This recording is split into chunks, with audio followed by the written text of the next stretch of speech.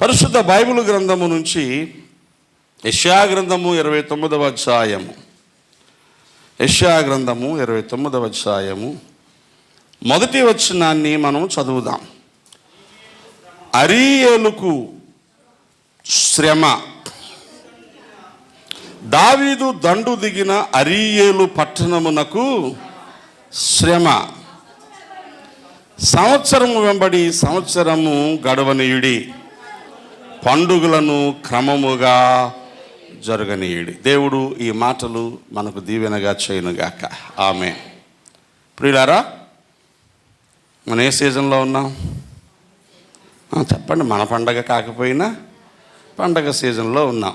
లోకమంతా శుభ్రాలు చేసుకోవడంలో, కొనుక్కోవడంలో, వండుకోవడంలో, బంధుమిత్రులు కలుసుకోవడంలో, ఒకరితొకరు వాళ్ళ అనుభవాలు పంచుకోవడంలో చాలా బిజీగా ఉంది.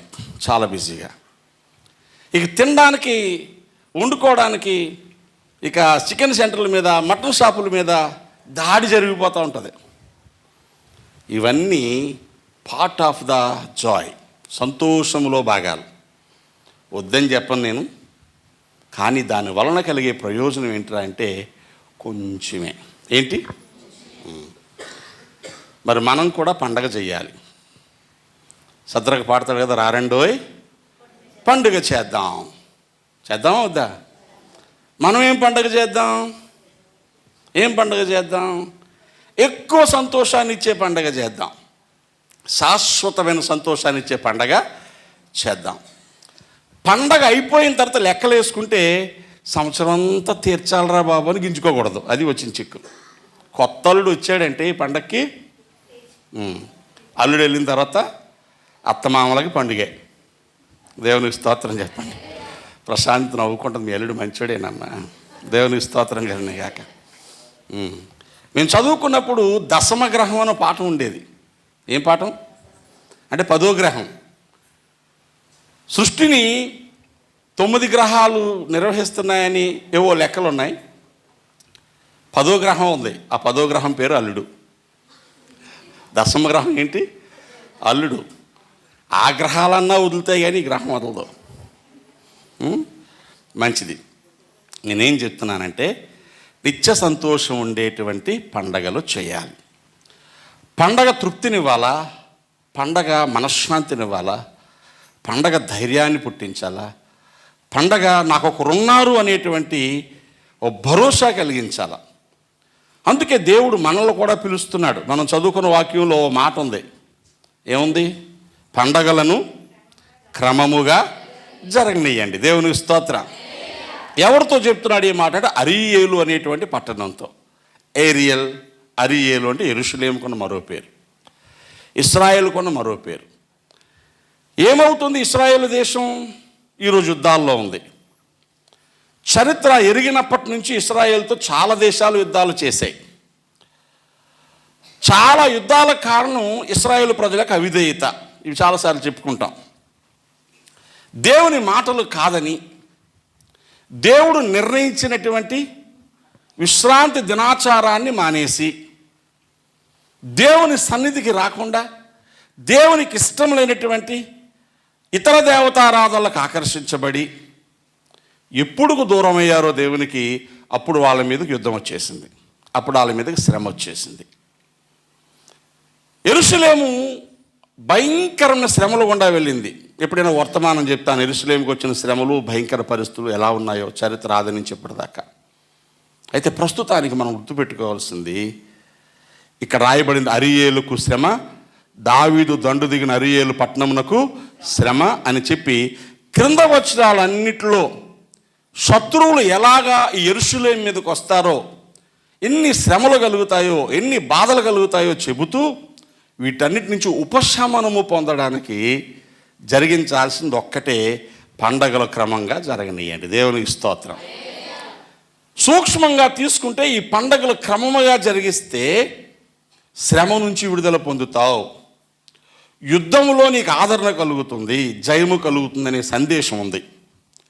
నేను అనేక సార్లు చెప్పినట్టు మరలా చెప్తున్నాను.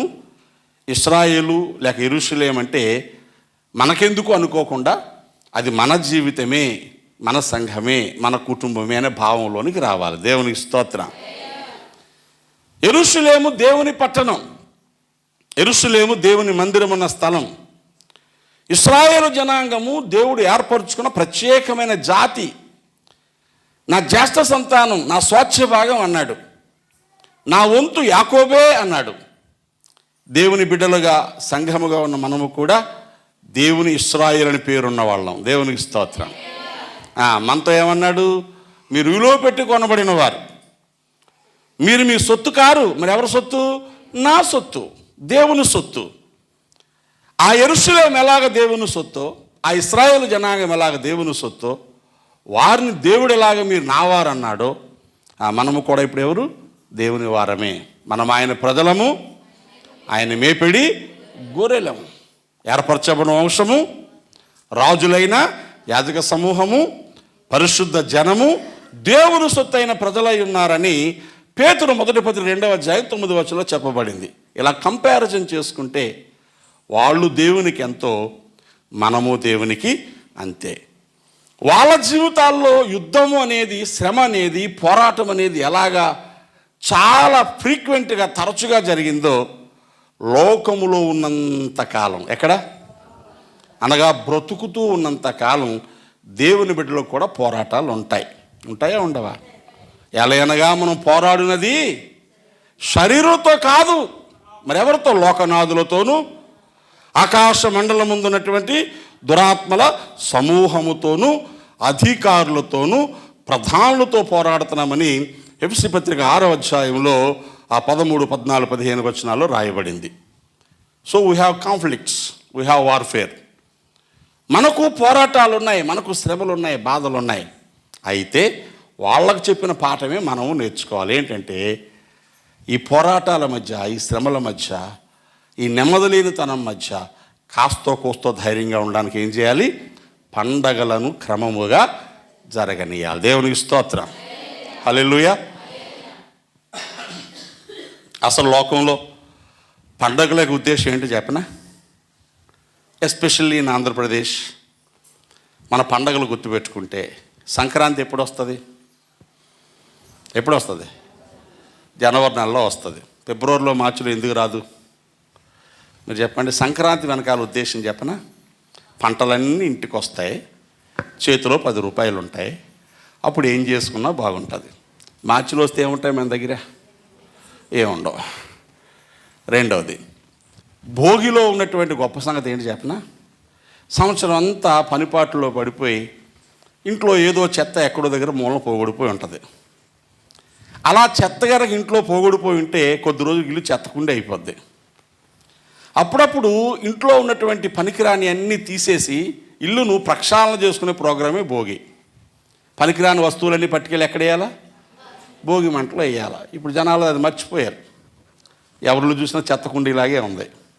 పనికిరాని అన్నీ వ్యవసాయ పనిముట్లలో ఎక్కువ చెక్కలు ఉంటాయి కనుక. ఆ తర్వాత పంటలు వేసిన దగ్గర నుంచి నూర్చేదాకా శరీరానికి విశ్రాంతి లేకుండా కష్టపడతారు. ఆ రోజుల్లో శరీరం కొంచెం శుద్ధి తక్కువ, అందుకు భోగి రోజు శుభ్రంగా నలుగెట్టుకొని స్నానాలు చేయాలి, మురికి మొత్తం పోయేలాగా. అంతేకాదు పితరులను గౌరవించడం ఒక సంప్రదాయం తెచ్చి పెద్దలు మర్చిపోకండి, వాళ్ళ వల్లే మీరు ఇలా ఉన్నారు ఈరోజు. వాళ్ళు నలిగిన శరీరాలు, ముడతల పడిన ముఖమే ఈరోజు మీ అందానికి కారణం. వాళ్ళు గుర్తు చేసుకోండి అని చెప్పడం కోసం పెద్దలకి బొబెట్టడం అనే ప్రోగ్రాం ఒకటి. వాళ్ళు తింటారని కాదు, ఆ వంకన బట్టలు కొని ఇంకెవరికైనా పెడతారు. తీసుకొచ్చి ఆ తినే ఆహారాల్లో కూడా భోగి రోజు శ్రేష్టమైన పుల్లను రుచిచ్చే భోగి పళ్ళు తినాలి. సంక్రాంతి రోజున నాన్ వెజ్ లేకుండా శ్రేష్టమైనటువంటి ఏంటి పిండి వంటలు, కాయగూరలు తినాలి. కనం పండుగ రోజున గట్టిగా కటక్ పటక్ అనేవి తినాలి. అల్లుళ్ళు పిలిచి వాళ్ళ బట్టలు పెట్టడం, మర్యాదలు చేయడం చేయాలి. మీకు అర్థమవుతుందా? సంక్రాంతి వెనకాల ఉగాది కొత్త సంవత్సరం ఆరంభం అని చెప్పి మరలా సీజనల్గా లోపలికి వెళ్ళిపోయే పనులు వచ్చేస్తాయి కాబట్టి శరీరానికి కావలసినటువంటి ఆ యాంటీబయాటిక్స్ అందించడం కోసం ఉగాది పచ్చడి పెట్టారు. 6 రకాల రుచులు కలిపిన పచ్చడి. అంటే జనాలు తినడం మానేశారనుకోండి, సంక్రాంతి అయినా ఉగాది అయినా మగోళ్ళకి అక్కడే పచ్చడే.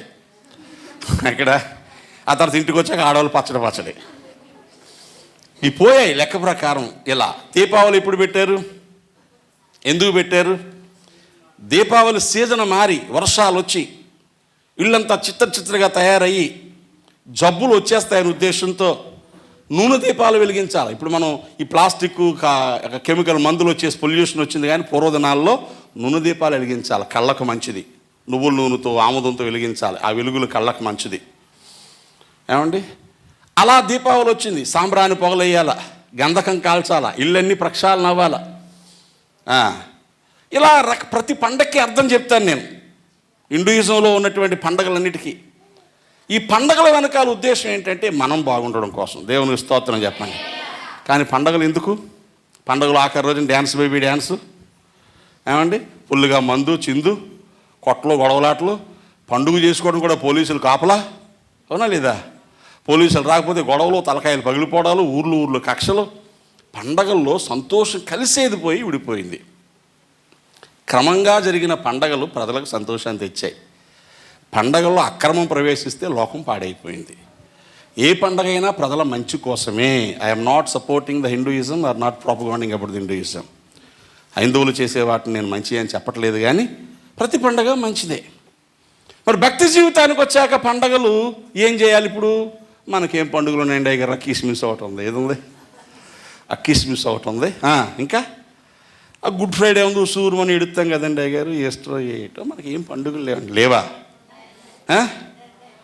దేవుని స్తోత్రం చెప్పండి. నా దీపము యేసయ్యా నీవు వెలిగించినావు, నా దీపము యేసయ్యా నీవు వెలిగించినావు, నా దీపము యేసయ్యా నీవు వెలిగించినావు. సుడిగాలిలోనైనా జడివానలోనైనా ఆరిపోదులే నీవు వెలిగించిన దీపము, నీవు వెలిగించిన దీపము, నీవు వెలిగించిన దీపము, నా దీపము యేసయ్యా నీవు వెలిగించినావు. ఆరని దీపమై దీప్యమానమై నా హృదయ కోవెలపై దీపాల తోరణమై, ఆరని దీపమై దీప్యమానమై నా హృదయ కోవెలపై దీపాల తోరణమై, చేసావు పండగ వెలిగావు నిండుగా, చేసావు పండుగ వెలిగావు నిండుగా, నా దీపము యేసయ్యా నీవు వెలిగించినావు, నా దీపము యేసయ్యా నీవు వెలిగించినావు. గట్టిగా స్తోత్రం చెప్పుకోండి. ఎవరి దీపము వెలిగించబడిందో వారిని యేసయ్య పండగగా మార్చేశాడు. దేవునికి స్తోత్రం. హల్లెలూయా. నీ సంగతి ఏంటి? నువ్వు వెలిగించబడ్డావా? అయితే నువ్వు పండగే. ఆమేన్. నేను పండగ. పండగ వస్తే అందరికీ సంతోషం ఎలా వస్తుందో నేనున్న చోట అందరికీ సంతోషం ఉంటుంది. నేను నమ్ముతున్నాను. నీ సంగతి ఏంటి? నేను వెళ్తే ఉసూరుమని జనాలు ఏడుస్తున్నారండి, నేను వెళ్తే గొడవలు వచ్చేస్తున్నాయి అంటావా? ఎక్కడొచ్చిన డిఫరెన్స్ ఉంది చూసుకోవాలి. దేవుడు మనల్ని ఏమి చేశాడో భక్తుడు చెప్తాడు. మీరు చూస్తే కొరింథీయులకు రాసినటువంటి మొదటి పత్రిక 4వ అధ్యాయము 9వ వచనంలో భక్తుడు పౌలు గారు తమను గూర్చి సాక్ష్యం చెబుతూ దేవుడు ఎలాగున వారిని ఈ లోకంలో దీవెనగా చేశాడో చెప్పబడిన మాటలు మనం చూస్తాం. మరణదండన విధింపబడిన వారమైనట్టు దేవుడు అపోస్తులమైన మమ్మును అందరికంటే కడపట ఉంచి ఉన్నాడని నాకు తోచుచున్నది. ఒక్క నిమిషం. సంక్రాంతి కూడా నాకు సెలవు లేదు. మీ అందరూ సెలవు పెట్టుకొని చుట్టాలతో బంధువులతో ఉంటారు కదా. కిస్మిస్కి సెలవు లేదు, నాకు సంక్రాంతికి సెలవు లేదు. నేనన్నా ఈ సంక్రాంతి 3 రోజులైనా శుభ్రంగా ఎవరింటికన్నా వెళ్ళిపోదాం, బూర్లు గారెలు తిందాం అనుకున్నాను. ఇప్పుడు సెలవు లేదు నాకు. రేపు మీటింగు, ఎల్లుండి మీటింగు, తర్వాత రోజు మీటింగ్, దేవుని మాటలు చెబుతూ ప్రయాణం చేయాల్సిందే. అప్పుడు నాకేమనిపిస్తుంది? నాకేనా ఈ బాధ అంతా? నేనేనా నీకు దాసిగా బానిసగా అమ్ముడుపోయినోడిని? అందరికంటే నేనేనా ఆఖరణ ఉన్నాను అనిపించదు? అనిపిస్తుంది. నిజంగా కష్టపడి పనిచేసే వాళ్ళకి ఏమనిపిస్తుంది? ఇంట్లో మందంతా కూర్చొని తింటున్నారు, ఒకళ్ళు సాయం చేయట్లేదు, నాకేనా ఇదంతా? మీకు ఇప్పుడు అనిపించలేదా? అనిపిస్తుంది. మీరు నిజంగా అనుకుంటున్నారు, నాకు తెలుస్తుంది. ఇంట్లో వాళ్ళందరూ తింటా ఉంటే నేను వండి పెట్టాలా, నేను చాకరీ చేయాలా? ఎవరు ఇంత పిసరు సాయం చేసిన వాళ్ళు కూడా లేరు. తినమంటే మాత్రం ఏడేడిగా వచ్చి తినేస్తారు. అనిపిస్తుంది లేదా? అయితే ఇంకో కోణం చెప్తాను.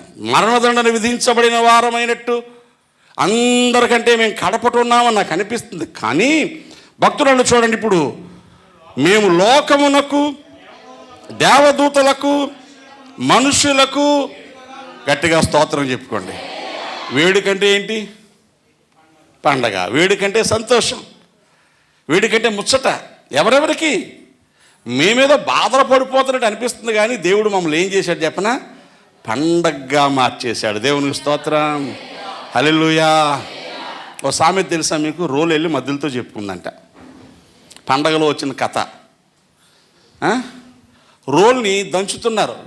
ఇప్పుడు అందరికీ గ్రైండర్లు, మిక్సీలు వచ్చాయి, కానీ పూర్వం ఏముండే? రోలే. ఇంటింటికి ఉండేది కాదు. 4 ఇళ్ళకి 5 ఇళ్ళు ఒకటి ఉంటే అందరు ఆ రోల్లోనే దంచడాలు. రోలు వెళ్ళి మధ్యలో దంచడం. నా బాధ ఎవడో చెప్పను, ఒకరి తర్వాత ఒకరు దంచేస్తున్నారు నన్ను. మా ఓనర్ దంచాడంటే అర్థం ఉంది. పక్కింటి వాళ్ళు వచ్చారు, పక్కిదోళ్ళు కూడా వచ్చి దంచేస్తున్నారు. పొద్దున, మధ్యాహ్నం, రాత్రి కూడా ఏం అసలు నాకు గ్యాప్ ఉంచట్లేదంటే మధ్యలో అందంట, నేను ఒక పక్కే దంచుతున్నారు కానీ నన్ను 2 పక్కలా కొడుతున్నారు, ఎవరితో చెప్పను అందంట. పండగ వచ్చిన దగ్గర నుంచి మధ్యలోకి 2 పక్కల. మరి రోలు దంచకపోతే, మధ్యలో మోగకపోతే పండగ ఎలాగవుతుంది? దేవుని స్తోత్రం చెప్పండి. ఎవడో ఒకటి ఇంట్లో కష్టపడకపోతే అందరికి తినడానికి ఎలాగొస్తుంది? ఎవరో ఒకరు కష్టమో నష్టమో నా పిల్లలే కదా, ఎవరు? నా భార్యే కదా, అర్థమవుతుందా? నా భర్తే కదా, నా చుట్టాలే కదా, మా అక్క చెల్లెళ్ళే కదా అనుకుంటే కష్టం తేలికైపోద్ది. దేవుని స్తోత్రం. ఎవరి కోసం కష్టపడుతున్నాను నేను? నాకు వచ్చు కాబట్టే కదా, నాకు తెలుసు కాబట్టే కదా. నాకు తెలుసు రాకపోతే ఎలాగా? తెలుసు వచ్చా, తెలుసు రాదా? తెలుసు వచ్చు. దేవుని స్తోత్రం. ఏమండి, కాఫీ పెట్టమ్మా కోళ్ళ అంటే అత్తగారు కారం ఎంత వేయాలని అడిగిందంట. కోడలు కాఫీ పెట్టమంటే అత్తనేం అడిగింది? అమ్మ నాయన ఇది కానీ కాఫీ పెడితే కడుపు మండిపోతే నేనే పెడతానులే అమ్మ అందంటే ఎవరు? అత్త. ఎందుకు? ఆ పిల్లకి తెలియదు. తెలుసు కదా నీకు. అప్పుడు మా వాళ్ళే అనుకుంటే మనకి ఏమనిపిస్తుంది?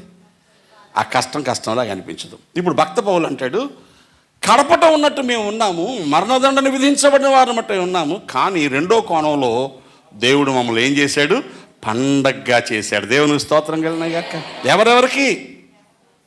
3 కనబడతారు. ఒకటి, లోకమనగా మారు మనసు పొందని యేసును ఎరగని మనుషులందరూ లోకం అండి. దేవునికి స్తోత్రం కలిగినాక. దేవుని బిడ్డలు లోకానికి ఎలా ఉండాలా? వెలుగుగా ఉండాలా. దేవుని బిడ్డలు లోకానికి ఎలా ఉండాలా? ఉప్పుగా ఉండాలా. మన మాటలు ఉప్పు వేసినట్టు రుచిగా ఉండాలా. మన ప్రవర్తన ప్రజలకు సారాన్ని ఇవ్వాలా. మనల్ని చూసిన వాళ్ళకి ఓహో ఇది రైట్, ఇది తప్పు అని తెలిసేలాగా మంచి చెడుల తేడాను చూపించే డిస్టింక్షన్తో మనం బ్రతకాల. అప్పుడు నిజంగా నువ్వే పండగ. దేవునికి స్తోత్రం కలిగినగాక. అది లేదనుకోండి. గుంటూరు జిల్లాలో ఓ పండుగ జరుగుతుంది. ఈ సంక్రాంతి సీజన్లో ఆ పండుగలో పోలీసులు అందరూ అక్కడే ఉంటారు. ఎందుకంటే పండుగలు ఆఖరి రోజున కర్రలు ఇచ్చుకొని ఒకళ్ళ తలకాయలు పగలగొట్టుకుంటారు. ఆ నాగులేటి నీళ్లు రక్తంతో తడవాల. పల్నాటి చరిత్రలో ఉంది అలాగా. ఆ నీళ్లు రక్తంతో తడవకపోతే సంవత్సరానికి పంటలు పండవని నమ్మకం. అందుకని కొట్టేసుకుంటారు. ఆ కొట్టుకోవడం ఆపడం కోసం పోలీసులు అందరూ వెళ్తారు. వాళ్ళకు కూడా కాళ్ళు చేతులు ఇరిగిపోతూ ఉంటాయి. సుప్రీంకోర్టు ఆ పండగ చేయకూడదని స్టే విధించింది. అంటే మనుషులు చేసే పండగలకు ఏమైనా అర్థం ఉందా? లేదు. కానీ దేవుడు చేసే పండగకు అర్థం ఉంది. నిన్ను పండగగా చేశాడంటే నువ్వు లోకానికి మంచి భోజనంలాగా రుచి ఇవ్వాలి. దేవునికి స్తోత్రం కలిగినగా. నిన్ను పండగగా చేశాడంటే లోకానికి వెలుగు నింపి మంచి చెడుల తేడాని నువ్వు చూపించగలగాల. ఇక రెండోది ఎవరికి? దేవదూతలకు దేవుని స్తోత్రం చెప్పండి. దేవదూతలు కూడా పండగ చేసుకుంటారు, అవునా? దేవదూతలు కూడా ఏం చేస్తారు? పండగ చేస్తారు. మా అమ్మమ్మ నాకు ఒక కథ చెప్పి చిన్నప్పుడు. మా అమ్మమ్మ వాళ్ళు చిన్నగుమలూరులో నాకు తెలిసి నేను వెళ్ళిన పండగ ఒకటి నూకాలమ్మ పండగ, కొత్త అమావాస్య పండగ. బాగా చిన్నప్పుడు వాడు విక్కీగడంత వయసులో ఊహ తెలుస్తుంది కదా, మా అమ్మమ్మ వాళ్ళ పుట్టింటికి తీసుకెళ్ళేది. నేను పుట్టినరోజు వచ్చిందంటే మా ఇంటికి, మా అమ్మ నొప్పులు పడతా ఉంటే వచ్చింది. నేను పుట్టాక ఇంకా ఇంటికి వెళ్ళడం మానేసింది మా అమ్మమ్మ. ఇల్లు పోయినా దాయాదులు ఆస్తులు తీసేసుకున్నా ఇక నా కోసం నా దగ్గరే ఉండిపోయింది. వాళ్ళ ఇంటికి వెళ్ళేది కాదు అసలు. ఏమండి, కాకర నూకరాజు ఎమ్మెల్యే గారి పెద్దమ్మ ఎవరు మా అమ్మమ్మ వాళ్ళ నాన్న, మా తాతయ్యలందరూ అన్నదమ్ములు, సొంత అన్నదమ్ములు. ఇంత ఉన్నా వెళ్ళేది కాదు. కానీ పండగ మాత్రం నన్ను తీసుకెళ్ళేది. చుట్టాలు, ఊరి నిండా చుట్టాలు ఉండేవారు, తీసుకెళ్ళినప్పుడు రాత్రులు ఉయ్యాలు ఊగేవారు అక్కడ. ఉయ్యాలు నన్ను నోపంటూ వద్దాము, ఇక్కడ ఉండకూడదు, చీకటి పడిపోయింది పద, కరెంట్లు లేవు, కాగడాల వెలుతురులో పెట్రోమాక్స్లో పండగలు చేసేవారు. నాకు కథ చెప్పేది ఇంటికి తీసుకొచ్చి. అందరూ వెళ్ళిపోయాక నూకాలం 7 అక్క చెల్లెళ్ళు పిలుస్తుందంట. వీళ్ళందరూ తెచ్చిన అక్కడ పెట్టుకొని కూర్చుంటారంట. వాళ్ళ తమ్ముడు పోతురాజుని కూడా పిలుస్తుందంట. వీళ్ళందరూ పంచుకొని తింటారంట. ఆ టైంలో కానీ ఎవరన్నా అటుపక్కకి వెళ్తే రక్తం కక్కుని చచ్చిపోతారంట బాబు, అక్కడికి వెళ్ళకూడదు, అందుకే పండగ అంతా అయిపోయాక అందరూ తలుపులు మూసి వెళ్ళిపోతారని చెప్పేది. ఆఖరికి ఎక్కడికి వెళ్ళిపోయిందంటే నాకు ఆ తర్వాత ఎదిగాక ప్రయాణం చేస్తూ అక్కడికి వెళ్ళగానే రక్తం కక్కుని చచ్చిపోతారు ఎక్కడైనా భయం వచ్చేది నాకు. అర్థమవుతుందా? అంటే ఎవరు పండగ చేసుకుంటున్నారు ఇప్పుడు? దేవతలు కూడా పండగ. అది నాకు అలా ఎక్కిందనమాట. ఇక్కడ అంటాడు దేవతలు చేసుకునే పండగలో మనం చూస్తే రక్తం కక్కుని చచ్చిపోవడం, వాళ్ళు మనం శపించేసి తలకాయ 7 ముక్కలు అయిపోవడం ఏమి ఉండదు. దేవదూతలకు పండగ ఏంటంటే భూమి మీద పాపములో ఉన్న ఒక మనుషుడు మారితే దేవదూతలకు పండగ. దేవునికి స్తోత్రం కలిగినగాక. హల్లెలూయా. మారు మనసు పొంది ఒక పాపి విషయమై పరలోకమందున దేవుని ఎదుట, దేవదూతలు ఎదుట గొప్ప సంతోషం కలుగుతుంది. లూకాసు వార్త 15వ అధ్యాయంలో రాయబడింది.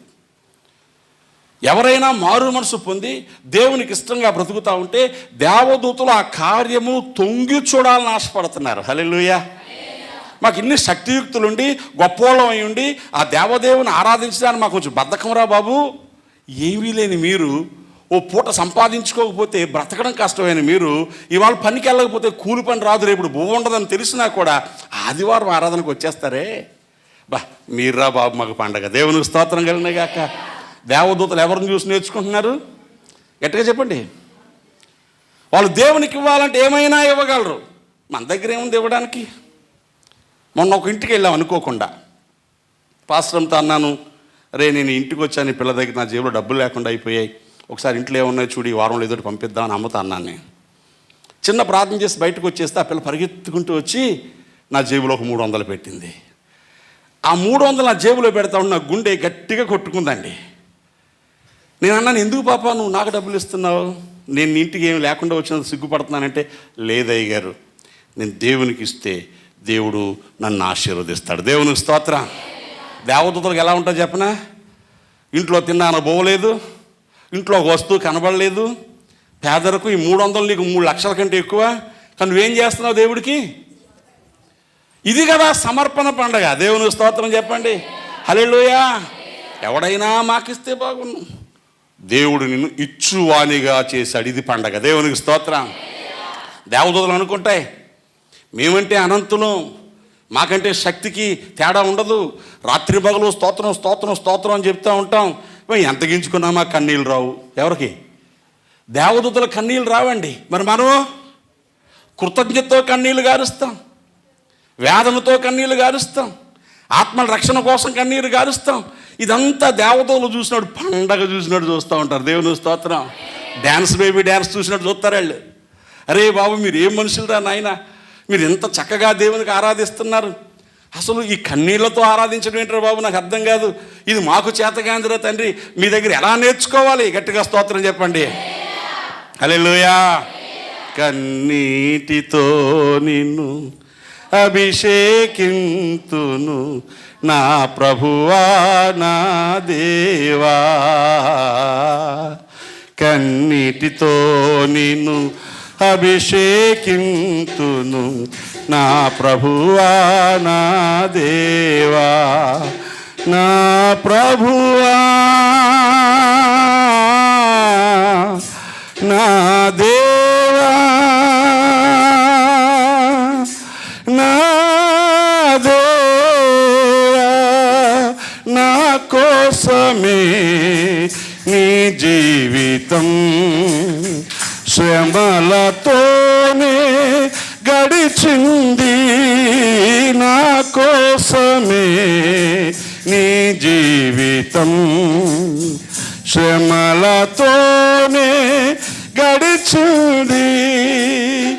యేసు ఈ గొప్ప త్యాగం,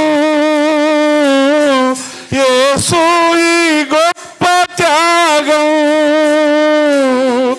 ఎవరు చేయనిది, అందుకే కన్నీటితో నిన్ను అభిషేకింతును, నా ప్రభువా, నా దేవా. కన్నీటితో నిన్ను అభిషేకింతును, నా ప్రభువా, నా దేవా. హృదయపూర్వకంగా దేవుని స్తోత్రం చెప్పుకోండి. నా కన్నీళ్ళకు ఒక కారణం ఉంది. ఎవరో చేయని త్యాగం నా కోసం చేశావు. భూమి మీద బ్రతికినటువంటి ఆ 33 సంవత్సరాలు ఒక్కరోజునూ సంతోషంగా లేవు. ఎందుకంటే నా బ్రతుకంతా నిత్యత్వం అంతా సంతోషం ఇవ్వడానికి నువ్వు దుఃఖాన్ని భరించావు. దేవునికి స్తోత్రం కలిగిన గాక. హల్లెలూయా. అమ్మల జ్ఞాపకం చేసుకోండి. నాగరికత పెరిగి వైద్యశాస్త్రం అందుబాటులోకి వచ్చాక కూడా ఆడపిల్లలు కంటే పచ్చిం చేయిస్తున్నారు. 20 ఏళ్ళు వెనక్కి 30 ఏళ్ళు వెనక్కి వెళ్ళండి. సంవత్సరం దాకా ఒక్క పూట ఇంత పొడుపు పెట్టేవారు తల్లులకి. బిడ్డల కన్నా తల్లికి నాకు తెలుసు. మా అమ్మను చూశాను నేను. మా చెల్లి పుట్టినప్పుడు నాకు బాగా స్పృహ ఉంది. మా చెల్లి పుట్టినప్పుడు నేను 8th క్లాస్ చదువుతున్నాను. మా అమ్మమ్మ దానికి చేయించే పచ్చిం చూస్తే నా ప్రాణం తరుక్కుపోయేది. వార్చిన అన్నంలో జస్ట్ ఏవో 2-3 పొళ్ళేసి అంత మెతుకులు 24 గంటలకు ఒకసారి అన్నం పెట్టి, అమ్మా నువ్వు కడుపు కట్టుకుంటే నీ పిల్లలు బాగుంటారే అని చెప్పేది మా అమ్మమ్మ. ఆకలి చంపుకొని, నోటి రుచిని చంపుకొని, కష్టాలు ఓర్చుకొని, తల్లులు పిల్లల కోసం పడ్డ బాధలు గుర్తుకొస్తే నా యేసయ్య నాకు గుర్తుకొస్తాడు. దేవుని స్తోత్రం. ఆమె 1 సంవత్సరం ఓర్చుకుంటే నేను ఆరోగ్యంతో ఉండాలని నా యేసయ్య 33.5 సంవత్సరాలు భూ సంబంధమైన జీవితాన్ని శ్రమలతో గడిపేశాడు. నేను యుగయుగాలు ఆనందంగా ఉండాలని. దేవుని స్తోత్రం. ఈరోజు నన్ను పండగగా చేసింది సరదాగా చేయలే. నేను ప్రభువుని ఆరాధన చేస్తూ ఉంటే దేవదూతల పండగ, నేను క్రమంగా బ్రతుకుతూ ఉంటే లోకానికి పండగ. ఇక మనుషులు అనే మాటకు ఇశ్రాయేలీలని అర్థం. దేవునికి స్తోత్రం. హెస్కేల్ గ్రంథంలో రాయబడిన మాటలు మనుష్య జాతి అంటే ఇశ్రాయేలీలు. సంఘము ఇశ్రాయేలు కూడా పండగే. మనము లేకుండా వారు సంపూర్ణము కాలేదు. ఇశ్రాయేలు జీవితంలో వచ్చిన కష్టాలు, బాధలు, దేవుడు చేసిన వాగ్దానాలు, నడిపించిన క్రమం, 40 సంవత్సరాల అరణ్య యాత్ర, పగలు మేఘస్తంభం, రాత్రులు అగ్నిస్తంభం, మన్నా, జీవజలపు ఊటలు, ఇవన్నీ కూడా మన జీవితాల్లో జరిగే కార్యాలకు ముంగుర్తులు. దేవునికి స్తోత్రం కలిగినగా. ఇదంతా వివరిస్తే మన పెద్ద వర్తమానం అయిపోద్ది. అక్కడేం జరిగిందో అది నీడ, ఇక్కడేం జరుగుతుందో ఇది నిజం. దేవునికి స్తోత్రం. ఒక నీడ ఉంది అంటే వెనకాల మనుషులు ఉన్నట్టే కదా అర్థం. అక్కడ పండగలన్నీ ఛాయ, ఇక్కడ మనం నిజ స్వరూపంలో ఉన్నాం. మనము వాళ్ళు కలిస్తేనే సంఘ కన్యక అవుతుంది. దేవుని స్తోత్రం కలిగిన గాక. ఇశ్రాయేల్లో నుంచి యేసును అంగీకరించిన వారందరూ, లోకంలోంచి ప్రభువుని అంగీకరించిన వారందరూ కలిసి యేసుక్రీస్తు ప్రభువుతో కలిసి పాలించే సంఘ కన్యక అవుతుంది. దేవుని స్తోత్రం. ఒక చెయ్యి ఒక్కాలు, ఒక చెవి ఒక కన్ను మనిషి అవ్వదు కదా. అంటే ఇప్పుడు మనం లేకపోతే ఇశ్రాయేల్కి ఎప్పటికీ సంపూర్ణ సిద్ధి కలగదు. ఇప్పుడు ఇశ్రాయేల్ జనాంగం సంఘము వలన దీవించబడుతుంది. వారి వల్ల మనము దీవించబడ్డాం, మన వల్ల మరలా వాళ్ళు దీవించబడతారు. దేవుని స్తోత్రం కలిగిన గాక. పాస్టర్ గారు విశ్వాసులు ఉన్న సంబంధం కూడా అలాంటిదే. రక్షణలోకి నడిపిస్తాడు, భక్తి నేర్పిస్తాడు, నీ జీవితంలో క్రమాన్ని నేర్పిస్తాడు, కుటుంబాలు కట్టుకోవడం నేర్పిస్తాడు, మీకోసం కన్నీళ్లు గారుస్తాడు, ఆత్మ సంబంధమైనవన్నీ మీకోసం విత్తుతాడు.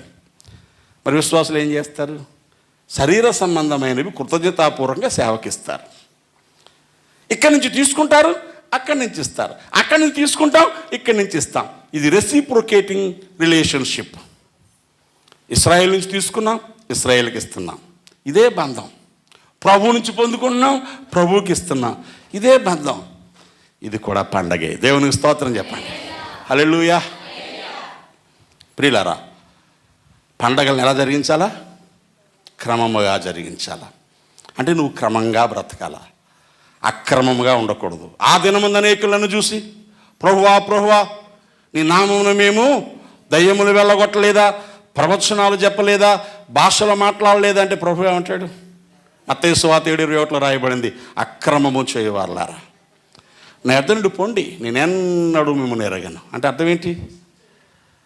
అక్రమము అంటే క్రమము లేకుండా ఉండడం, ఓ పద్ధతి లేకుండా ఉండడం. వంట చేసినా పద్ధతి ప్రకారం చేయాలి, శుభ్రం చేసినా పద్ధతి ప్రకారం చేయాలి. ఇంట్లోంచి వాకిల్లో తొడాలి తప్ప వాకిట్లోంచి ఇంట్లోకి తొడకూడదు. అవునా కదా?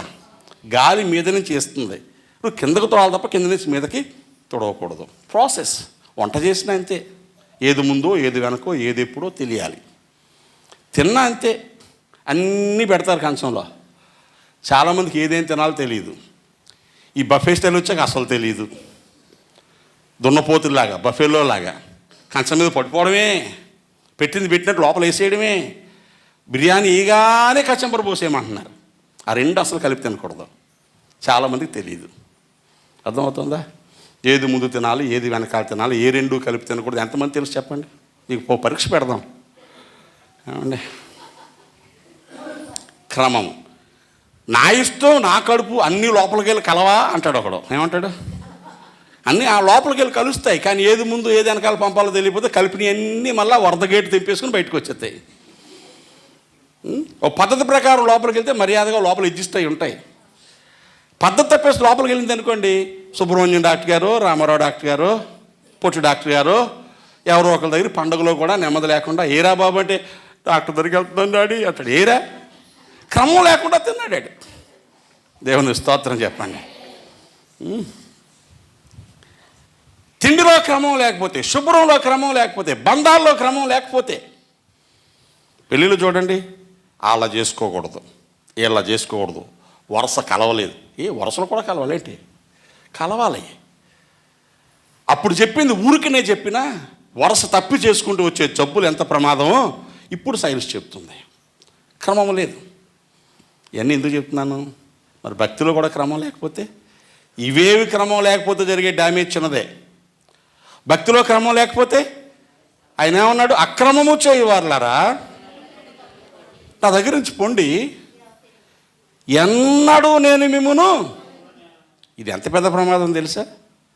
ఏ పరలోకం కోసం, ఏ దేవునితో స్నేహం కోసం అందరూ తిడుతున్నా, అన్నీ వదిలేసుకొని ఎంతమంది ఏమనుకున్నా ప్రభువా ప్రభువా అని తిరుగుతున్నాం కదా, ఆఖరికి అదే దొరక్కపోతే ఇంతకంటే నష్టం ఇంకేమైనా ఉంటుందా? పెద్ద డ్యామేజ్. అందుకు నీ జీవితం క్రమముగా ఉండాలి. దేవునికి స్తోత్రం. హల్లెలూయా. దేవుడే మన క్రమమును నేర్పిస్తున్నాడు. కాబట్టి ప్రియులారా, మనము పండుగ అని చెప్పాను. ఎవరికి? లోకానికి, దేవదూతలకి, ఇశ్రాయేలు జనాంగానికి. కనుక మనం క్రమముగా ఉండాలి. దేవునికి స్తోత్రం చెప్పండి. ఎలా ఉండాలా? క్రమముగా మారాం. ఇప్పుడు ఎలా మారాం? యేసు రక్తము చేత కడగబడ్డాం.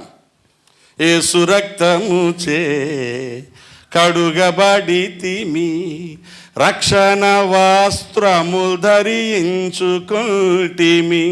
యేసు రక్తము చే కడుగబడితిమి, రక్షణ వస్త్రములు ధరించుకుంటిమి. విశ్వాస యాత్రలో యేసుని చూచుచు, విశ్వాస యాత్రలో యేసుని చూచుచు గురి యొద్దకు సాగెదము. పరదేశులం ప్రయాణికులం, మనము పరదేశులం ప్రయాణికులం, ప్రభు క్రీస్తేసు రాజ్య వారసులం.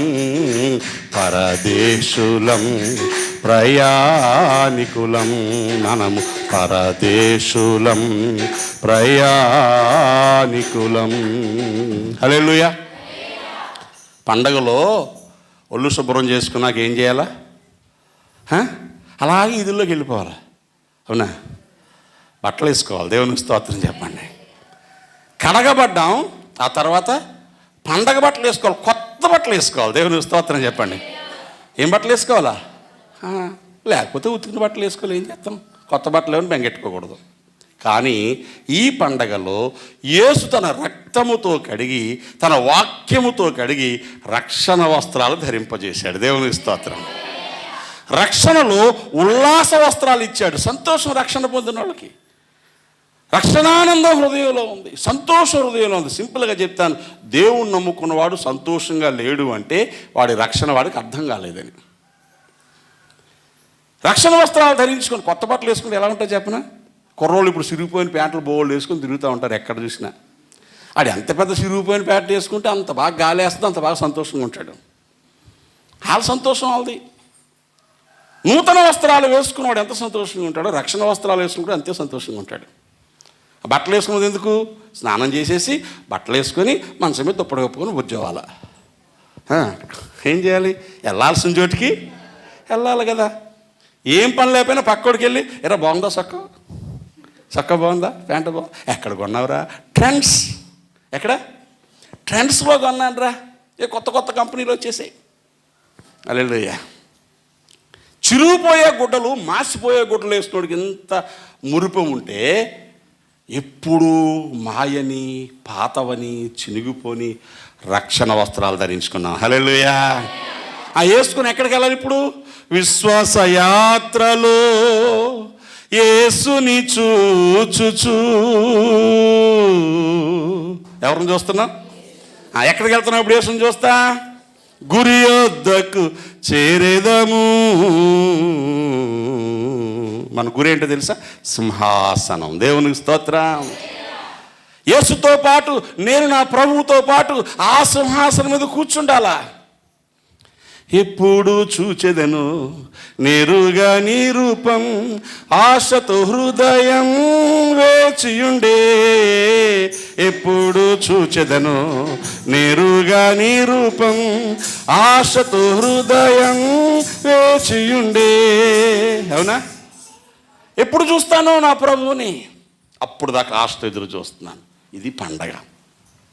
ఈరోజు పండగలో ఉన్న మనం ఇది అర్థమైతే సంతోషంగా బ్రతికేస్తాం. ఇంకా కొంతకాలమే మోక్షమందు చేరెదము, యేసురాజు వచ్చును.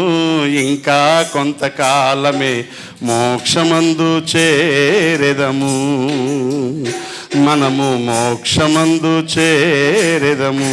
రాజోవన పాడాడు, నిబంధనా జనులం. ఇంకొద్ది రోజులు వచ్చుకుంటే నా ప్రభు వస్తాడు. అప్పటిదాకా ఓపికగా పండగ చేసుకోవాలి. ముగింపులో 3 ముక్కలు చెప్తాను. వచ్చే వారం దీన్ని కంటిన్యూ చేస్తాను. రక్షణ పొందిన వారు, రక్తంలో కడగబడ్డవారు, గురి యొద్దకు వెళ్ళేవారు చేయాల్సిన పండగలేంటి? ఆ రోజు ఇశ్రాయేలు ప్రజలు చేసిన పండగలే మనము కూడా ఖచ్చితంగా చేయాలి. వారు చేయాల్సిన పండగలు 7, అందులో 3 ప్రముఖమైనవి. 1 పస్కా పండుగ, 2 పెంతెకొస్తు లేక వారముల పండగ, 3 గుడారముల పండగ అనే ఉన్నాయి.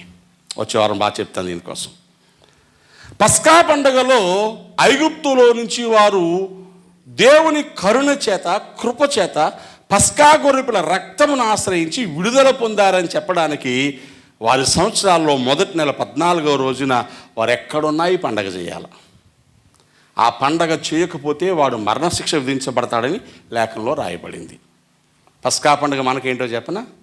యేసు రక్తము చేత కడగబడాలి. సంఘాల్లోకి వస్తాం, సంవత్సరాల తరబడి కూర్చుంటాం, మారు మనసు పొందకుండా ఉంటాం, బాప్తిసం పొందకుండా ఉంటాం అంటే చెల్లదు. నువ్వు మందిరానికి వచ్చాక నీకు అర్థమవుతున్న కొలది త్వరగా మారు మనసు పొంది యేసు రక్తము క్రిందకు వచ్చేయాలి. దేవుని స్తోత్రం. పస్కా గొర్రెపిల్ల నా కోసం వధించబడింది. ఆ గొర్రెపిల్ల రక్తాన్ని ద్వారబంధాల మీద రాస్తే ఆ రాత్రి సంహార దూత ఆ ఇంట్లోకి వెళ్ళలేదు. ఐగుప్తు దేశంలో ఏ ఇంటి ద్వారబంధాల మీద గొర్రెపిల్ల రక్తము లేదో ఆ ఇంట్లో తొలుచూలు సంతానం, పశువులు, పక్షులు, మనుషులు చచ్చిపోయారు. దేశంలో శవము లేని ఇల్లు ఒక్కటి మిగలలేదు. ఒక్క యేసు లేక పస్కా గొర్రెపిల్ల రక్తము రాయబడిన ఆ ఇశ్రాయేలు ఇల్లు తప్ప. ఇప్పుడు మనము కూడా రెండవ నరకం అనేటువంటి మరణదూత నుంచి తప్పించుకోవడానికి పస్కా గొర్రెపిల్లైన యేసు రక్తమును ఆశ్రయించాలి. దేవుని స్తోత్రం. యేసు రక్తమే జయము, సిలువ రక్తమే జయము, యేసు రక్తమే జయము, సిలువ రక్తమే జయము, యేసు రక్తమే జయము, సిలువ రక్తమే జయము, యేసు రక్తమే జయము, సిలువ రక్తమే జయము, యేసు రక్తమే జయము, సిలువ రక్తమే జయము, యేసు రక్తమే జయము, సిలువ రక్తమే జయము, యేసు రక్తమే జయము, సిలువ రక్తమే జయము. హల్లెలూయా. భయం వేస్తుందమ్మా. ఈ నూనె రాసుకొని యేసు రక్తమే జయం, యేసు రక్తమే జయం అనుకుంటే సైతాన్ గడి దగ్గర రాడు అని చెప్పాక మనం ఏం చేస్తాం? సీసాలు నూనె ఒట్టుకుపోయి యేసు రక్తమే జయం, యేసు రాస్తా ఉంటే ఆడు పక్కన వచ్చి ఆడు అంటాడు యేసు రక్తమే జయం, సిలువ రక్తమే జయం. ఎందుకంటే నువ్వు రక్షణ పొందకుండా యేసు రక్తమే జయం అంటే ఏమీ భయం లేదు. దేవుని స్తోత్రం. చిన్న చెట్టు మీద దయ్యం, నాకేం భయం అంటారు చూసారా, ఆడు అలాగే పాడతాడు. నువ్వు మారలేదు కాబట్టి యేసు రక్తంతో నన్ను ఏం చేస్తావు? దేవుని స్తోత్రం చెప్పండి. మారు మనసు పొందినోడికి యేసు రక్తం అనే మాట నువ్వు మాట్లాడితే సాతాను గజ్జ గజ్జ గజ్జగా వణుకుపోతాడు. ఎందుకంటే నీకు ఆయనతో గొప్ప బంధము ఏర్పడిపోయింది. నువ్వు ఆయన బిడ్డవైపోయావు, ఆయన కుమారుడు అయిపోయావు, ఆయన కుమార్తె అయిపోయావు. స్తోత్రం చెప్పండి. ఆయన అంటాడు, మిమ్మల్ని ముట్టినవాడు నా కనుగుడ్డును ముట్టిని ఎంచి ప్రతీకారం చేస్తాను. ఇప్పుడు నువ్వు కనుగుడ్డువా గాడిదగుడ్డువా? గాడిదగుడ్డు ఉంటుందా? మీకు తెలుసా గాడిదగుడ్డు ఎలా వచ్చిందో? సువార్త చెప్పేవాళ్ళు మిషనరీసు తెలుగు సగం నేర్చుకున్నప్పుడు పల్లెటూళ్ళలోకి వెళ్ళి God is good, A man, God is good, కడతా పీస్ అనేవారు అనమాట. దేవుడు మంచోడు, సమాధానంతో ఉండని అర్థం. ఏట్రా ఈ తెల్లతోలోడు గాడిదగుడ్డు గంగడ పీస్ అంటున్నాడు అని మనోళ్ళు మొదలెట్టారు. గాడిదలు గుడ్లెట్టవు. దేవునికి స్తోత్రం. ఆయన కనుగుడ్డుగా ఉండాలి తప్ప గ్రహింపు లేకపోతే నువ్వు నిజంగానే గాడిదగుడ్డు అవుతావు. పస్కా పండుగ జరిగిందా నీకు? దానికి గుర్తుగా రక్షణ పొందావా? దానికి గుర్తుగా ప్రభు బలలో తరచూ పాలు పంపులు పొందుతున్నావా? ప్రభు బలలో పాలు పంపులు పొందనివాడు ఆ రోజు పస్కా ఆచరించినవాడు ఎలా చచ్చిపోతాడో, పాలు పంపులు పొందినవాడు నెమ్మదిగా నెమ్మదిగా నెమ్మదిగా లోకము చేత ఆకర్షించబడి, పాపము చేత ఆకర్షించబడి ప్రభువులోంచి దూరం అయిపోతాడు. అందుకేం చేయాలి? ప్రభు బలి ఎప్పుడు వస్తుందా అని ఆస్తి ఎదురు చూస్తూ మళ్ళీ మనం శుద్ధి చేసుకుంటూ ఆ పస్కా బలి అనే పండగ ఆచరించాలి. ఆమేన్. వారముల పండగ. పస్కా తర్వాత 50 రోజులకు వాళ్ళు మొదటి పంటలో మొదటి పన కొయ్యగానే లేక కోతలు మొదలవగానే పండగ చేస్తారు. అనగా నీ బ్రతుకులో క్రొత్తదనం వచ్చింది, ఫలించడం మొదలుపెట్టావు అని చెప్పడానికి, నువ్వు ఫలభరితంగా మారడమే ఈ పండగ. దేవుని స్తోత్రం. యేసులాగా ఉండాలనే ఆశ, ఒక ఆశ ఉందయ్యా, ఆరాధన కొడతానయ్యా, ఇది ఆశ. ఆశ ఉందయ్యా, కానుక ఇవ్వడం మానేస్తానయ్యా, ఆశ ఉందయ్యా, ఉపాసం తెలియదయ్యా. ఇప్పుడు చెప్పండి, ఆశ దోశ, అది ఆశ దోశ అప్పడం వడ, అంతేనా? నీ ఆశ ఏంటి చెప్పు? 61వ కీర్తనలో దావీదు అంటాడు, దేవా ఎక్కలేనంత ఎత్తైన కొండపైకి ఎక్కించు. నేను ఎక్కలేను, నువ్వు ఎక్కించు. నేను ఉపవాసం ఉండలేనయ్యా, నా మనసును కట్టుదిట్టం చేసుకోవడానికి సహాయం చేయి. అవునా? అయ్యా నీ సన్నిధికి ఉండలేను, పనులు పోవడం ఉన్నాయి, కానీ నీ సన్నిధికి వెళ్ళాలని ఆశ పుట్టించు. నా సంపాదనతో పోలిస్తే నా ఖర్చులు చాలా ఎక్కువయ్యా, నా కోసమే డబ్బులు ఉండలేదు, నీకు ఇవ్వడానికి నాకు ఆశ పుట్టించు. దేవుడు చేస్తాడా చేయడా? ఫలిస్తున్నావా మరి? ఫలించాలా. ఎలా ఫలించాలా? గుత్తులుగా ఫలించాలా. చెట్టు నిండా పూత పూసేసి చెట్టు నిండా పిందులు వచ్చేసి అన్నీ రాలిపోయి చిట్ట శివారణ కాయ ఉంది, తెప్పుకోలేవు, తినలేవు, అది ఏదో ఎత్తుకుపోతుంది. ఎలా ఫలించాలి మనం? విస్తారముగా ఫలించాలి. దేవునికి స్తోత్రం. హల్లెలూయా. ఫలిస్తే పెంతెకొస్తు పండగే. ఆమేన్. హల్లెలూయా. 7వ నెల 15 నుంచి 22 రోజులు, 7 రోజులు మూడో పండగ చేయాలి. అది పర్ణశాలల పండగ. పర్ణశాలల పండగలో వాళ్ళు ఎంత పెద్ద ఇల్లు కట్టుకున్నా, ఎన్ని డబ్బులున్నా అవన్నీ వదిలేసి వీధుల్లోనికి వచ్చి ఆకులు తెచ్చుకొని, మట్టలు తెచ్చుకొని, గుడిసెలు వేసుకొని 7 రోజులు గుడిసెలో ఉండాలి. వాళ్ళ పంటలో దశమ భాగాలన్నీ పట్టుకొచ్చి వీధుల్లో కుప్పలేసేయాల. దిక్కులేని వాళ్ళు, అనాథలు, విధవరాండ్లు, పరదేశులు వచ్చి కావలసినంత పట్టుకుపోవాల. వీళ్ళు ఎంత భోగభాగ్యాలున్నా, నాయన ఇవన్నీ నువ్వు ఇచ్చినవి, ఒరిజినల్గా మేము గుడిసెల్లోంచి వచ్చిన వాళ్ళమే అని విధేయత చూపించాల. అన్నీ నువ్విచ్చినవే, ఇది మాకు మాత్రమే కాదు, మా దానిలో పేదలకు, దిక్కులేని వాళ్ళు కూడా భాగం ఉందని చెప్పాల. దీనికి అర్థం ఏంటి చెప్పిన? విధేయత, దాతృత్వం అనేవి ఈ మూడో పండగ. దేవునికి స్తోత్రం. మీరు చెప్పండి, కాస్త కొనుక్కుంటే, కొంచెం కట్టుకుంటే కాలర ఎగరేసేస్తున్నాం మనం. ఏమంటే ఇది మా పిల్లల మీద బొత్తాయి ఇప్పేస్తూ ఉంటాం. అంటే వాళ్ళకి అలవాటు లేదు మీద బొత్తాయి పెట్టుకోని. ఏరా ఉందా, ఊడిపోయిందా? బత్తాయి ఊడిపోయిందంట. ఎందుకు వచ్చిన గొడవ? దుర్మార్గులు తిడతాడని తెంపేసుకుని వస్తున్నారు మీద బత్తాయిని. విధేయత అండి. ఇప్పుడు గొడవే లేకుండా లోపల పని వేసుకొని పైన చొక్కా మొత్తం ఇప్పుకొని తిరుగుతున్నారు కుర్రోళ్ళు. అదో ఫ్యాషను, కల్చర్. అహంకారం వద్దు. కన్నులు నెత్తి మీదకి వచ్చిన వారు తరమగలదు. చెప్పాడా లేదా? కన్నులు ఎక్కడికి వచ్చిన తరం? కన్నులు నెత్తి మీద ఉంటే ఏమవుతాయి? మీరు చెప్పాలా. కన్నులు నెత్తి మీద ఉంటే మోకాళ్ళు, ముడుకులు సిదిగిపోతాయి. ఎందుకు? కింద కనబడదు కదా. కింద కనబడకపోతే గోతులో పడవచ్చు, గొప్పులో పడవచ్చు, రాయి మీద పడవచ్చు, కాళ్ళలో పడవచ్చు. అందుకు కళ్ళు ఎక్కడ ఉండాలా? ఒరే బాబు, నేల మీద ఎట్టుకున్నాడరా, కింద చూసినట్రా అంటాం లేదా? అహంకారం ఉన్న వాళ్ళు దెబ్బలు తింటారు. నీకు ఎంత ఇచ్చాడో దేవుడు ఇచ్చాడు. ఏమన్నా ఎంత ఇచ్చాడో దేవుడు ఇచ్చాడు. మరి మనం ఏం చేయాలి? ఇదంతా నీ దయన అయినా, నా ఇల్లు, నా ఒళ్ళు, నా ఆరోగ్యం, నా డబ్బులు, నా బిడ్డలు, నా సంపద నువ్వు ఇచ్చిందే. మీరు అప్పుడప్పుడు సాక్ష్యాలు చెప్తారు. 100 రూపాయలు లేవు మా దగ్గర, ఉండడానికి ఇల్లు లేదు, తినడానికి తిండి లేదు. మరి ఇప్పుడు ఉన్నాయా లేవా? మా సంగతి తెలుసా? ఏంటి తెలుసు నీ సంగతి? నువ్వు ఎక్కడి నుంచి వచ్చావో మర్చిపోకూడదు. అది పర్ణశాలల పండగ. ఇదంతా నువ్వు ఇచ్చిందే నాయన. ఒక్క నిమిషంలో పోతాయి. అప్పుడు నువ్వే ఉన్నావు దిక్కు మాకు. నువ్వు ఇస్తే దీవించబడతాం. ఎంత దీవిస్తాడో చెప్పనా నిన్ను? నువ్వు ఆశపడి విధేయతతో ఉంటే నిన్ను చూసి పక్కోళ్ళు అసూయపడే అంత దీవిస్తారు. దేవుని స్తోత్రం. ఈ మధ్యలో కుర్రోడు చెప్పాను, ఒరే బాబు, నీ బండి మీద నన్ను చూసి ఏడవకరా అని రాయకు, నన్ను చూసి ఏడరా అని రాయి. దేవుని స్తోత్రం కలిగినగా ఏమని రాసుకోవాలా? నన్ను చూసి ఏడవరా, నా దేవుడు ఉన్నాడు నాకు. నువ్వు ఏడిసినా నాకేమి తక్కువ? అందరూ మాకుబడి ఎడుతున్నారు. రాన్ని దేవుడు అలా చేశాడు. నేను దేవుని స్తోత్రం కలిగినగాక. నేను దీవించాడు దేవుడు, ఆశీర్వదించాడు దేవుడు, స్థితిమంతునిగా చేశాడు, మేలు చేశాడు. ఆ దేవుని దగ్గర నువ్వు వేడిస్తే మనుషులు ఏడిపోయేది నీకు తగలదు. దేవునికి స్తోత్రం కలిగినగాక. కాబట్టి అదే సమయంలో పేదలను జ్ఞాపకం చేసుకోవాలి, దిక్కులేలను జ్ఞాపకం చేసుకోవాలి, సువార్త సేవను జ్ఞాపకం చేసుకోవాలి. The ability of giving should be increased. దాతృత్వం పెరగాల. ఇది మూడో పండగ. ఇప్పుడు చెప్పండి, పండగలను ఎలా జరగనివ్వాలా? 4 పాయింట్లు చెప్పాను. 1, నువ్వు పండగగా మారు, క్రమంగా బ్రతుకు. 2, రక్షణ పొందు, రక్షణానందాన్ని అనుభవించు, పస్కా పండుగ చేయి. 3, నువ్వెప్పుడు కూడా క్రొత్త ఫలాలు ఫలించు, ఫలభరితమైన జీవితాన్ని జీవించు. నువ్వు పెంతెకొస్తు పండగ వారముల పండగగా మారు. 3, ఎంత వచ్చినా విధేయత కలిగుండు, దిక్కులేని పేదల్ని కూడా జ్ఞాపకం చేసుకో. నువ్వు పర్ణశాల పండగగా మారు. ఈ పండగలు క్రమంగా జరుగుతున్నాయి అనుకోండి. దేవుని స్తోత్రం. ఎలా జరుగుతున్నాయి? క్రమంగా జరుగుతున్నాయి అనుకోండి. అప్పుడేంటి?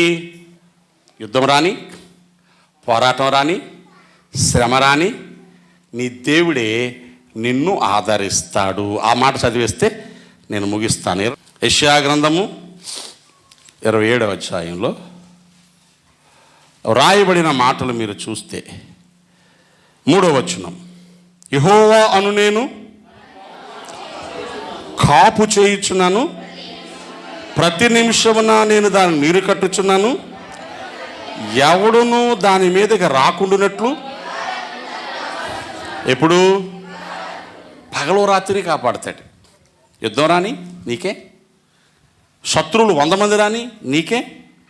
ప్రతి నిమిషము నీరు కడుతున్నాడు, దివారాత్రులు కాపాడుతున్నాడు. ఇంకొక అద్భుతమైన మాట కూడా ఉంది. 31వ అధ్యాయం 5వ వచనం. పక్షులు ఎగురుచు తమ పిల్లలను కాపాడినట్లు సైన్యములకు అధిపతిగా యెహోవా ఆరియేలును కాపాడును. యెరూషలేము అంటే అరియేలు అని చెప్పాను కదా. పక్షులు ఎగురుతూ పిల్లలను కాపాడినట్లు సైన్యములకు అధిపతి యెహోవా యెరూషలేమును కాపాడును. దాన్ని కాపాడుచు విడిపించుచుండును, దానికి హాని చేయక తప్పించును. గట్టిగా స్తోత్రం చెప్పుకోండి. ఎప్పుడు పండగలను క్రమముగా జరిగించినప్పుడు ఆయన నిమిషము నీరు కడతాడు, పగలు రాత్రుల్లో కాపాడతాడు. నీ మీదకు వచ్చే వారితో ఆయనే యుద్ధం చేస్తాడు. పక్షులు ఎగురుచూ పిల్లలు కాపాడినట్లు నిన్ను కాపాడుతాడు, నిన్ను కాపాడి విడిపిస్తాడు, హాని చేయక తప్పిస్తాడు. So many promises are there. ఇన్ని అద్భుతమైన వాగ్దానాలకు పొందుకోవడం నువ్వేం చేయాలి? పండగలను క్రమముగా జరిగించాలి. ఆశపడదామా? అయ్యా నన్ను పండగగా చేసావు, నేను పండగలాగే ఉండాలి, నేను పండగలాగే బ్రతకాలి. నా బ్రతికే పెద్ద పండుగ. దేవుని స్తోత్రం. ఇవాళ ప్రసంగం పేరు ఏంటి చెప్పనా? పెద్ద పండుగ. దేవుని స్తోత్రం చెప్పండి. నా బ్రతికే పెద్ద పండుగ. ఒకప్పుడు కన్నీళ్ళు ఉన్నాయి, దుఃఖం ఉంది, ఆకలి ఉంది, ఒంటరితనం ఉంది, వేదన ఉంది, చింత ఉంది, అనారోగ్యం ఉంది. ఇప్పుడేముంది? నువ్వు ఉన్నావు. దేవుని స్తోత్రం కలిగినాయి కాక. నువ్వు ఉంటే అన్నీ ఉన్నట్టే. అప్పుడు నువ్వు లేవు కాబట్టి ఇవన్నీ నన్ను భయపెట్టాయి. ఇప్పుడు నువ్వు ఉన్నావు కాబట్టి ఇవే వచ్చినా నాకు బెంగలేదు. దేవుని స్తోత్రం. నువ్వు తప్పిస్తావు, నువ్వు కాపాడుతావు, నువ్వు ధైర్యపరుస్తావు, నువ్వు భద్రపరుస్తావు. ప్రార్థన చేసుకుందాం. దయచేసి తల వంచి కళ్ళు మూసుకొని గబగబా వీలైతే మోకరించి చిన్న మాట చెప్పుకోండి. కొద్ది సంవత్సరాలు వెనక్కి వెళ్ళు. నువ్వు ఎలా ఉన్నావు? నీ బ్రతుకులో ధైర్యం ఎలా ఉంది? ఆనందం ఎలా ఉంది? ఈ రోజున ధీమా ఆ రోజు ఉండిందా? పండగలు ఎన్నో చేసావు, ప్రశాంతంగా ఉన్నావా? ఈరోజు యేసే నీ పండగ అయిపోయి నువ్వే ఆయన కోసం పండగగా మార్చబడి ఎంత ధీమాగా ఉన్నావు? నీ కన్నుల కన్నీరు తుడవబడుతుంది, నీ మనసు ప్రశాంతంగా ఉంది, నువ్వు చాలా ధీమాగా ఉన్నావు. అయ్యా నీకు వందనం అని చెప్పు.